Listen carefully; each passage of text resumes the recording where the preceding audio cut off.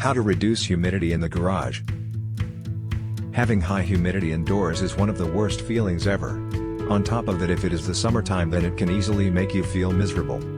Well, the following are several tips and tricks that you can use to get rid of the high humidity in your garage. Dehumidifiers are considered the best way to deal with excess humidity in garages. High humidity level can cause your garage to smell musty and rotting. But with a dehumidifier at your side, you can easily neutralize that smell and keep your garage fresh. Proper sealing means sealing the garage to prevent the outdoor humidity to come indoors.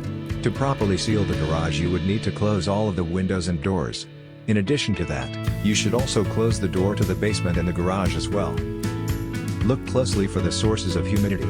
If you see the wall pipe leaking or standing water, then get rid of that. As much as the floor and walls would be dry, as low the humidity level would be. Air conditioners naturally help reduce the humidity by replacing the warm humid air with the cold dry air. An exhaust or ventilation fan is one of the easiest ways to get rid of indoor humidity. It sucks the humid air out of the garage within a few minutes. Therefore, keeping the exhaust fan on for longer means that the humidity level would be balanced.